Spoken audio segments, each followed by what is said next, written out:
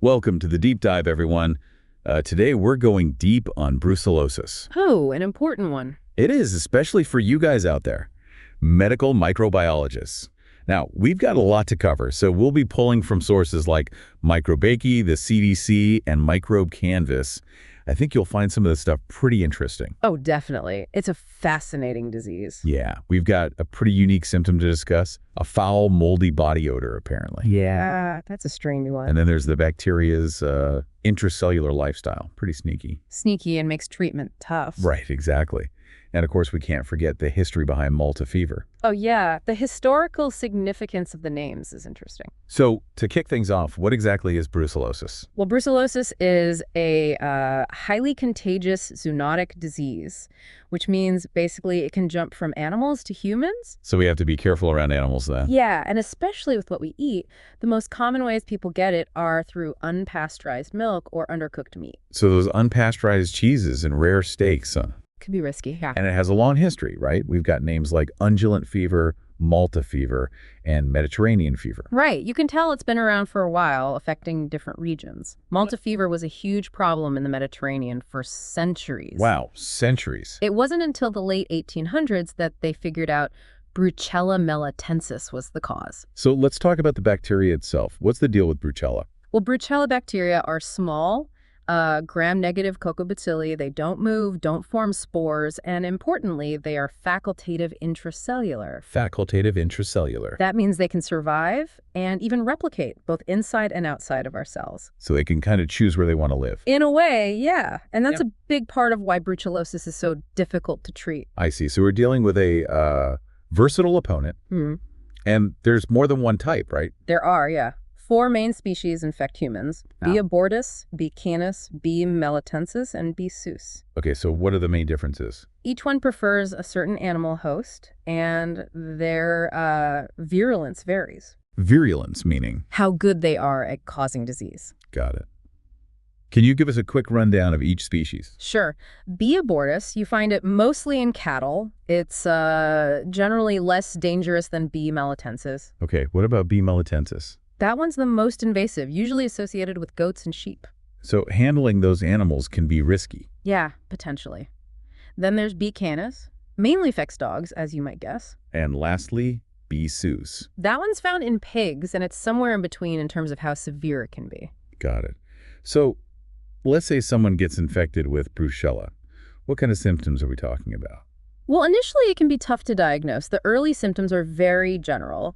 Fever, chills, fatigue, things like that. Sounds like the flu. Yeah, very much so. And these can last for weeks, even months. So how do you know it's brucellosis and not just a bad flu? There are some signs, but it's not always clear-cut at first. Are there any red flags to look out for? There's this classic triad of symptoms we see. Undulant fevers, they go up and down. Right, the name undulant fever. Exactly. Then there's drenching sweats, often with a weird smell. A weird smell. Yeah, like moldy, or some say like hay. Moldy body odor. That's certainly unique. It is. And then you have the migratory joint and muscle pain. Migratory. The pain moves around. Interesting. So those three together, especially that smell, that's a strong indicator. It definitely raises suspicions, yeah. Although we still don't know exactly what causes that odor. Really? There's still so much to learn. Definitely. Some think it might be from certain byproducts the bacteria makes. Huh, interesting. So beyond those initial flu-like symptoms, what other problems can brucellosis cause? Oh, it can affect lots of different organs if it's not treated. What kind of problems? Well, you can get gastrointestinal issues, arthritis, even serious things like meningitis or endocarditis. Endocarditis. An infection of the heart valves. Wow, that's serious. It is. And there's even a risk of neurological problems. They call it neurobrucellosis. So we're not just talking about a few weeks of feeling bad. This can be long-term. Definitely. Catching it early and treating it properly is key. Okay, so let's say we have a patient who comes in with some of these symptoms. How do we know for sure it's brucellosis? Well, we can't just rely on symptoms, especially at the beginning. We need lab tests to confirm it. So what tests are we talking about? One option is to try and isolate the Brucella bacteria from samples, like blood, bone marrow, things like that. So you grow it in the lab? Yeah, we try to culture it, but Brucella is notoriously slow-growing. Slow growing. Yeah, it can take weeks, sometimes even months to get a positive result. That's not ideal. No, especially if you need a quick diagnosis. And there's another issue. Brucella is highly infectious. So it's dangerous for the lab workers. It can be, yeah. We have Yeah. to take extra precautions when handling those cultures. I can imagine. So if culturing isn't always the best option, what are the alternatives? Well, we can also use serological tests. Serological tests. Yeah, these look for antibodies against Brucella in the patient's blood. So instead of finding the bacteria itself, you're looking for the body's response to it. Exactly. It's like looking for clues that the body is fighting the infection. Makes sense. And are these tests reliable? Yeah, we have a few different types. The Rose-Bengal test, for instance, is a quick one. How quick? You can get a result in minutes. That's helpful. But we often do more tests to confirm, like the serum agglutination test. And what about the newer molecular tests, like PCR? Oh, PCR is great. Very sensitive. You can find Brucella DNA even if there's just a tiny amount. So that helps when the cultures are difficult. Yes, definitely. And PCR can also tell you exactly which species of Brucella is causing the infection. That's important for treatment. It can be, yeah. Helps us tailor the treatment to the specific type of bacteria. It's amazing how far diagnostics have come. It is. It's constantly evolving. There's always research going on to find even better, faster tests. Well, before we move on to treatment and prevention, I wanted to touch on something you mentioned, the risks to lab personnel handling those Brucella cultures. Can you elaborate on that? Oh, yeah. It's a real concern. We have to follow strict safety protocols. What kind of protocols? We're talking biosafety level 3 practices. Biosafety level 3 practices. Oh, safety level 3. That sounds serious. It is. Special labs, controlled airflow, protective gear, the whole 9 yards. Wow. So it's not just about putting on gloves. No. We have to be extremely careful to prevent any accidental exposure. Brucella is not something you want to mess with. Definitely. It highlights the challenges and risks involved in this field. Safety is paramount. Absolutely. And ongoing training for everyone working with these bacteria is essential. Can't be too careful. Well said. Now let's shift gears a bit and talk about how brucellosis spreads. We know it's zoonotic, so it's not just human to human. Right. Understanding how it transmits is key to controlling it. So let's start with the animals. How does brucellosis spread among them, and what does that mean for us? Well, it can spread like wildfire among livestock. Wildfire? Yeah, it can be very contagious, especially in crowded conditions and if hygiene isn't great. So a farm setting, for example. Exactly. Infected animals can shed the bacteria everywhere, in their milk, urine, even their reproductive fluids. Yikes. And that puts people who work with livestock at risk. Farmers, vets, slaughterhouse workers. Makes sense. So occupational exposure is a big concern. What about the average person? How can we avoid getting it through food? That comes down to food safety. Pasteurizing milk is essential, and cooking meat properly, no rare steaks. Makes sense. But some cultures do consume raw or undercooked animal products. How do we address that? Education, awareness campaigns, it's about informing people of the risks and changing habits. So being aware of where your food comes from is key. Well, and how it's handled. Okay. What about people who have already had brucellosis and recovered? Are there any long-term concerns? There are a few. They shouldn't donate blood or organs. Ever. Just to be safe. Okay. Understandable. And although it's rare, relapse can happen. So they could get sick again. It's possible. So they need to be aware of the symptoms and see a doctor if they notice anything suspicious. So even after recovery, it's not always completely over. Speaking of which, let's talk about treatment. It's just a matter of taking antibiotics and you're good to go. If only it were that simple. What makes it so tricky? Remember how we talked about Brucella being able to live inside our cells? Right. Well, that makes them harder to reach with antibiotics. They're kind of hiding out. I see. So what's the typical treatment plan? We use antibiotics, definitely. But it's usually a combination of different ones. To attack from different angles. You could say that. And it's not a quick fix. Treatment often goes on for weeks, sometimes months. Wow, months.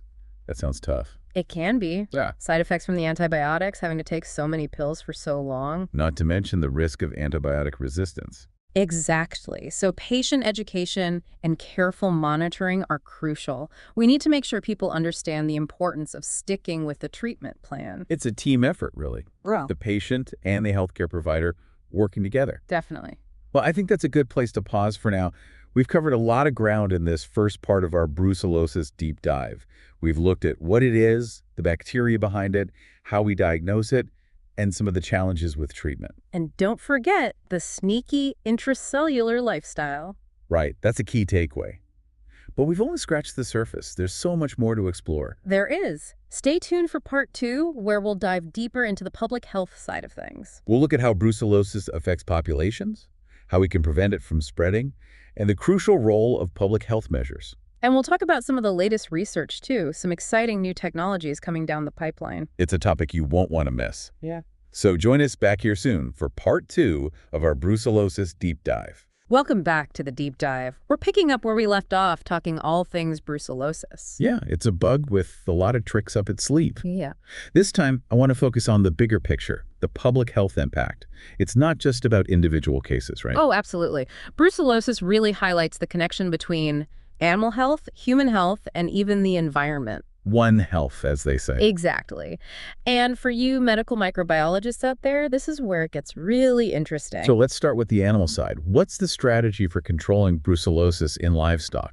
Well, vaccination is huge. There are some really effective vaccines for cattle, sheep, and goats. And those help protect humans indirectly. Exactly. Less disease in animals, less chance of it spreading to us. Makes sense. Anything else besides vaccination? Oh, yeah. We've got testing and surveillance programs. Got to keep an eye on those livestock populations. So regular checkups for the animals. Pretty much. It helps us identify infected animals early and prevent outbreaks. What happens when an animal tests positive? Well, it depends. Sometimes we can treat them with antibiotics. Okay. But that doesn't always work, and it's not always practical, especially with large herds. I see. In other cases, they might have to be culled, euthanized. Wow. That's a tough call. It is. It's a balance between animal welfare and protecting public health. No easy answers there.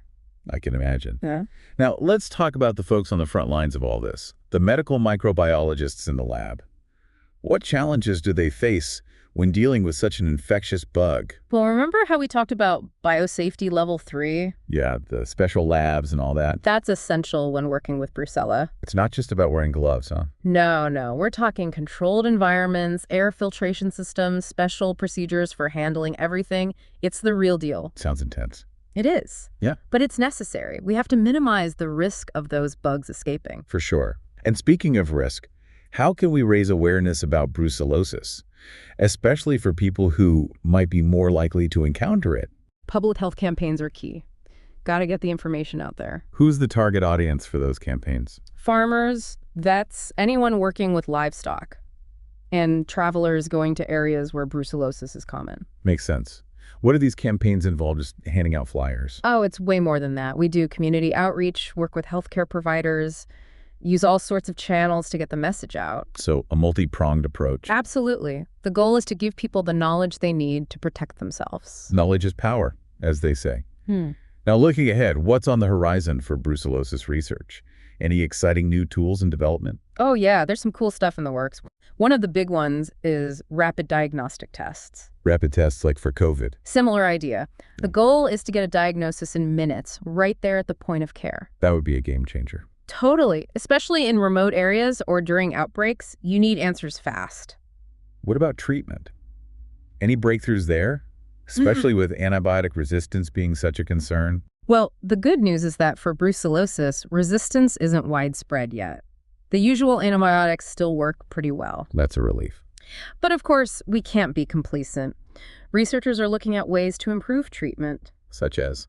Well, combination therapies are promising, hitting the bacteria with multiple drugs at once. To make it harder for them to develop resistance. Exactly. And there's research into finding entirely new types of antibiotics. Always on the hunt for new weapons. We have to be. And then there's the idea of using the body's own defenses to fight the infection. Oh, you mean like immunotherapy? Exactly. Boosting the immune system to fight off brucellosis more effectively. That's a neat concept. Are there specific examples of how that might work? Researchers are looking at things like cytokines. Those are signaling molecules that control the immune response. Right. And monoclonal antibodies, which can target specific parts of the bacteria. So lots of potential there.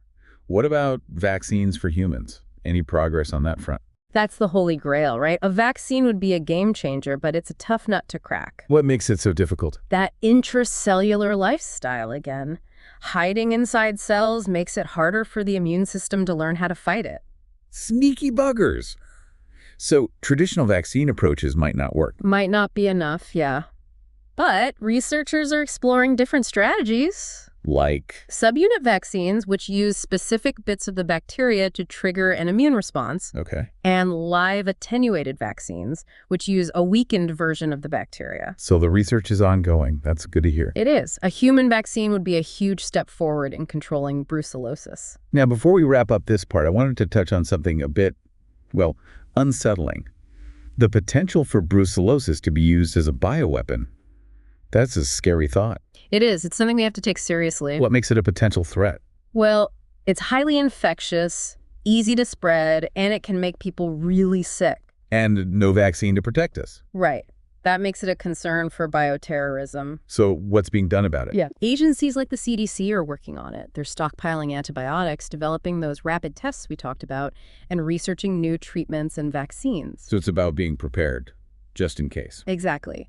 Early detection and a quick response are key to minimizing the damage if something like that were to happen. It's a sobering thought. It is.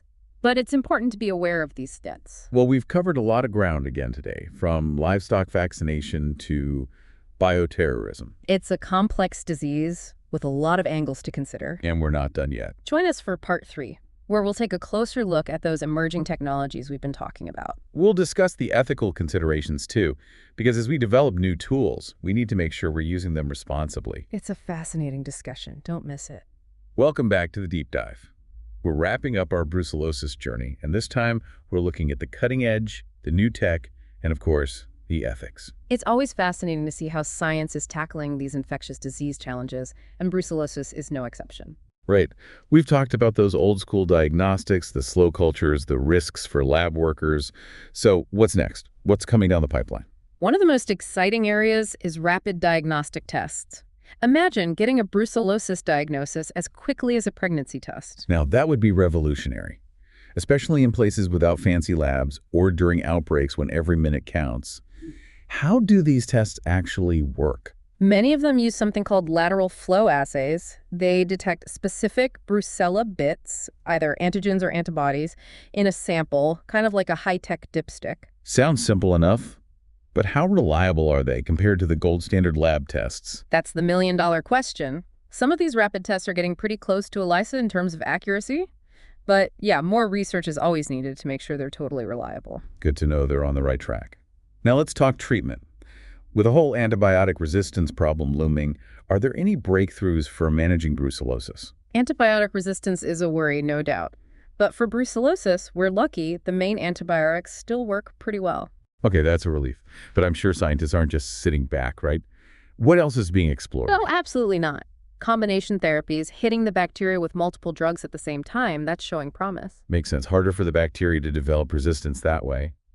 What about brand new antibiotics? Anything in the pipeline specifically for brucellosis? Well, developing new antibiotics is a long, tough process. Not many new ones specifically for brucellosis, unfortunately. But some researchers are looking at repurposing existing drugs, seeing if any of those might work.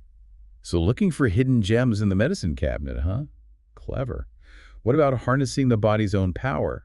Any progress with immunotherapies for brucellosis? Now that's a hot area of research. Scientists are looking at ways to train the immune system, make it a brucellosis fighting machine. So helping the body fight back more effectively? What are some of the ideas being tested? They're looking at things like cytokines, which are like little messengers that tell the immune cells what to do.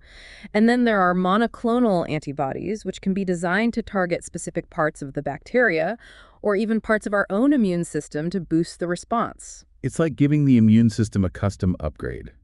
Pretty cool stuff. What about the ultimate weapon, a vaccine for humans? Any hope on that front? That's the dream, right? A vaccine would be a game changer.